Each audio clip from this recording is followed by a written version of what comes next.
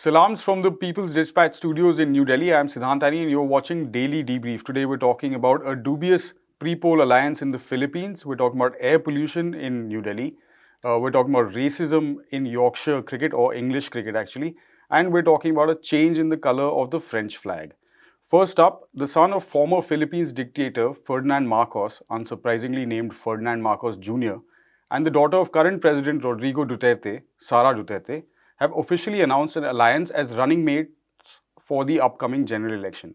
Marcos Jr. and Duterte Jr. will be contesting the two top posts of president and vice president, while Rodrigo Duterte has turned back on his retirement announcement earlier and will be contesting for a Senate seat. Sorry for that. While the Marcos family have supported the Duterte administration, the regime, this new alliance between the two marks a turning point in Philippines politics. Anish joins us now from People's Dispatch, who covers the Philippines. Anish, what do you make of this sort of controversial coming together of these two families that have a strong history in Philippines politics? Yeah, in a sense, it's a coming together of legacies that are quite parallel in many ways in Philippines history. If you look at it, Duterte's war on drugs, his war on terror has actually claimed way too many lives. It has also led to violations of civil liberties and rights of all sorts you can think of. It is being investigated right now by the International Criminal Court, and it's a situation where it harks back to the same old martial law era that the Marcos dictatorship, is very much alive in Philippines memory. So in a sense, it's quite like a coming together of similar ideology, similar style of administration, and we have to also remember that unlike other dynasties where usually the next generation comes in much after their parents have passed their prime or are dead, here the next generation has always been part of their parents' administration, their politics. Sara Duterte, for instance, as mayor of Davao City, she has been the mayor after her father, has been one of the most vocal proponents of violent police raids and attacks on the communist, or all sorts of red tagging. There is something called as red tagging, where you call somebody communist. It's kind of like a McCarthyite policy that Philippines has. And and she has been one of those who actually never wanted peace, something that her father in fact went for, peace talks with the communists and repealing of martial laws. She was one of the biggest opponents of repealing of the martial law in southern Philippines.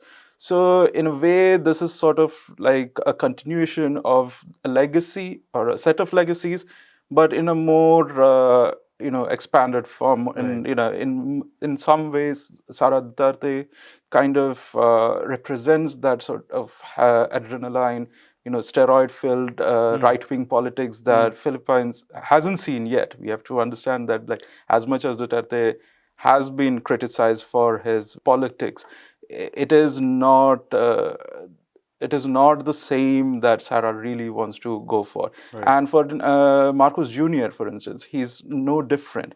If you remember, there was a time in the presidency, at the very twilight days of the presidency, when Marcos Jr. actually suggested an army attack on a major protest camp, which could have led to violence, injuries, and even deaths of many unarmed citizens. Something that his father had to shoot down. So these are people who can be unhinged when the time comes, or when they're pushed to the corner. So this sort of they are obviously coming from that legacy, but they're also building something more extreme and pushing Philippines to a more extreme sort of political situation from now. And so what sort of resistance is being mounted to all of this march towards the right? In a way, the certain social movements, you can divide it between social movements and the opposition parties, right? So the opposition parties are kind of divided among themselves. You have two major opposition figures right now, still, each contesting individually as for the presidential post, and they are still far behind the Sara Duterte and Marcos Jr. combined. So it is not going. It is going to be very difficult for them to, unseat this kind of coalition right now, considering all the opinion polls that we have seen since for more than a year actually. And at the same time, you have the social movements actually working to secure whatever little rights you can, and also try to frustrate this sort of political uh, movement, as you said, towards the right for the Philippines. So one of that is two petitions that are now been filed with the Election Commission, which is pointing out Marcos Jr.'s 1995 conviction in a tax fraud case. And in that, the way rule stands right now, anybody who has been convicted of those crimes cannot run for any federal post. But since then, Marcos Jr. has been a governor of a state. He has been a House representative and a Senate. His last electoral stint as in a federal post was in 2016. So for some reason, the Election Commission has overlooked this, the conviction that still stands, which has not been shut down by any of the higher courts or higher judiciary. He, in fact, himself withdrew from an appeal again in the Supreme Court against the conviction. So the conviction is still there. So for some reason, it never came up as an election issue so far, but it is now coming up. There will be a hearing on 26th. Not much hope we can invest on this hearing, but there is definitely a slim chance on that. But on the other hand, movements are trying to push for rights of human rights defenders. Now, this is a bill that is in the Congress that has been tabled in the Congress very successfully, and social movements are trying to push for that, basically to prevent extrajudicial killings, red tagging. The Duterte regime has actually created multiple apparatus of state to crack down on activists, claiming them to be communist fronts, and not just activists like social activists and civil rights movements, but also church groups, their orphanages, schools, even all pantry. elements of civil society. Exactly. So basically, anything that can challenge the state's power at this point is being shut down or cracked down upon, and this includes like even heavily corporatized media that the Philippines has. We saw that in the ABS, CBN, withdrawal of their license, of their broadcasting license. And so this sort of thing needs to be curbed. And this is something that the civil society will be pushing for in the coming days. There will obviously be campaigns trying to go against the duo's presidential bid. It is essentially a combined presidential bid. Right. So in a sense, we can hope for bigger resistance. There was already a movement, a protest demonstration on Sunday this week, days before this announcement was made. Yeah. But we can expect more such demonstrations and protests coming in the next few months until May, when the elections are due. Fair enough. Thanks for that update, Anish. Moving on now to Delhi pollution. Over the past couple of weeks, in fact, we've been talking about India's role in the global climate negotiations that were held in Glasgow that have concluded. But today we're talking about a situation on the ground in this country. India's Supreme Court today reproached the inertia of the bureaucracy in dealing with the crisis. Schools, colleges and libraries have been ordered shut, and government departments have been put on work from home mode. The Chief Justice of India, N.V. Ramanna, heading a special branch comprising Justices D.Y. Chandrachud and Suryakant, questioned the efficacy of the steps taken by the Commission for Air Quality Management in the National Capital Region and adjoining areas during an emergency meeting held to bring down the levels of pollution that we are seeing and experiencing.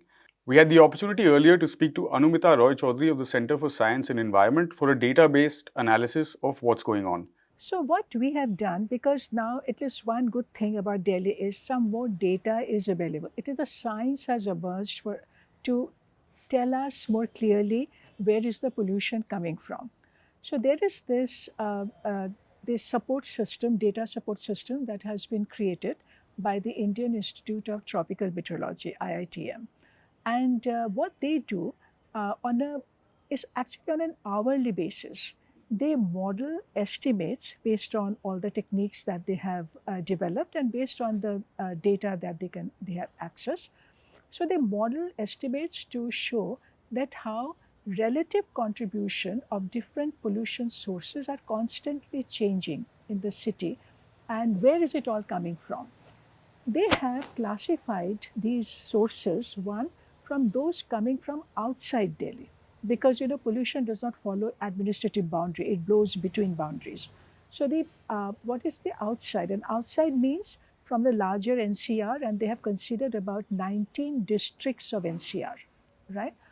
And also biomass burning, which is the stubble burning in the neighboring states. So these are outside.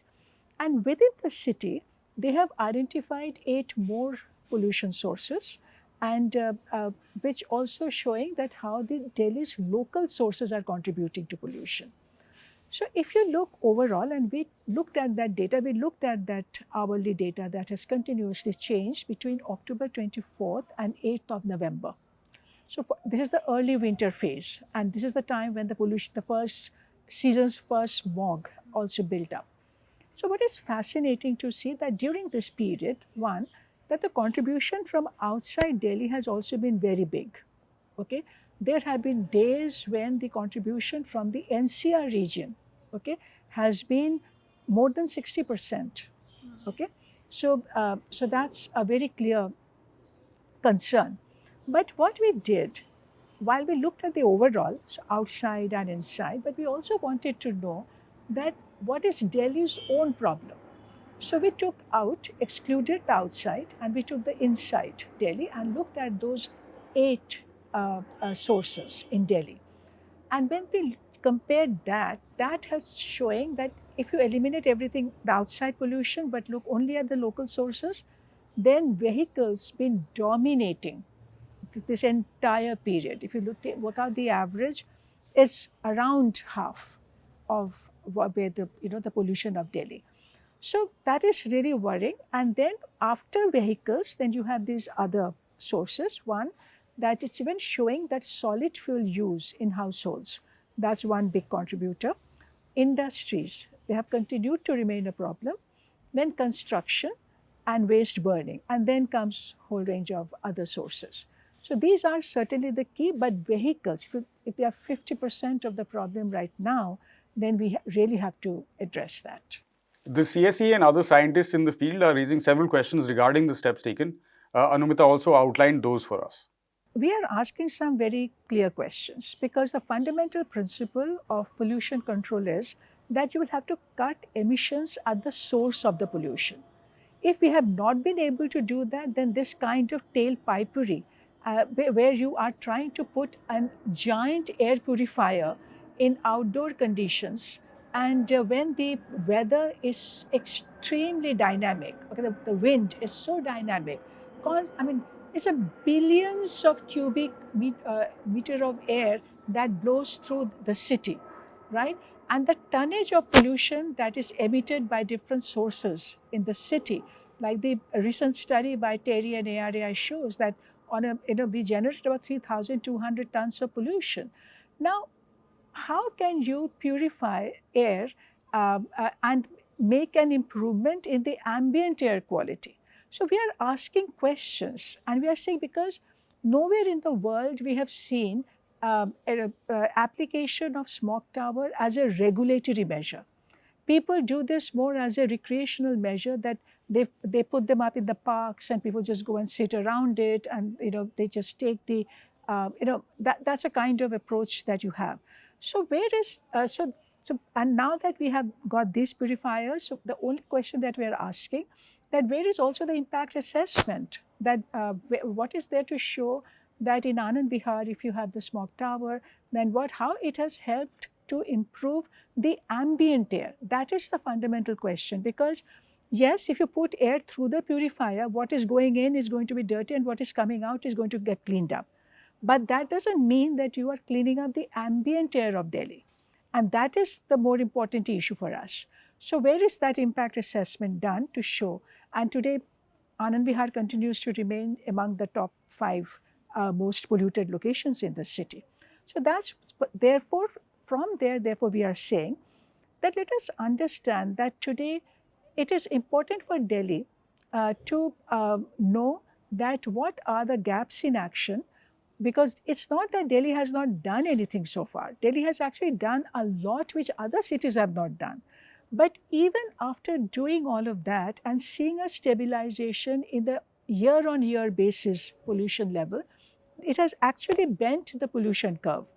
But even after bending that pollution curve, where Delhi is today, it requires another close to 58% cut to be able to meet the clean air standards. Now, that's the fundamental issue that we really need to understand, that what has happened and what more needs to happen. A little bit of news from the world of sport now. Former Yorkshire off-spinner Azim Rafiq has unequivocally voiced his experience of institutional racism in English cricket to a standing committee of the UK Parliament. NewsClick's Leslie Xavier is with us. Leslie, what's the story? So Rafiq, again, in the last decade, he was considered one of the most promising upcoming cricketers in England, and he was the under-19 skipper. Under him, 3-4 of the current stars, including Joe Root, have played. And he joined Yorkshire in 2008, and from there till 2018, he had 2 stints there. The first stint, which saw him become the youngest skipper of Yorkshire.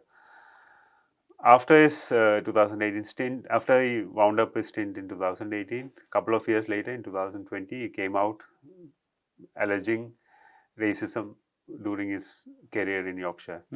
And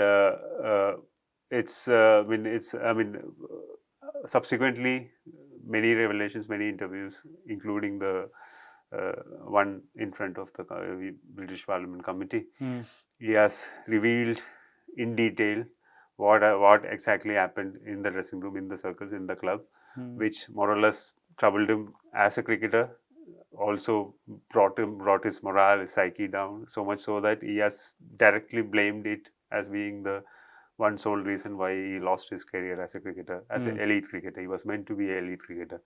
So his story, I mean, more or less is taken by the cricketing fraternity in England right now, including current players, as an episode which is so common in the country, in cricket.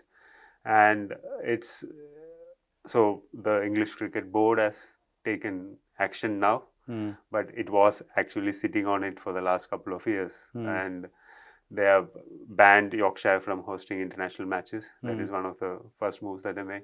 Couple of sponsors of Yorkshire has pulled out from sponsorship deals. So repercussions are now slowly trickling in. I mean, in the last 2 weeks, a lot of progress has happened in this issue. But at the same time, it is a divided house in England.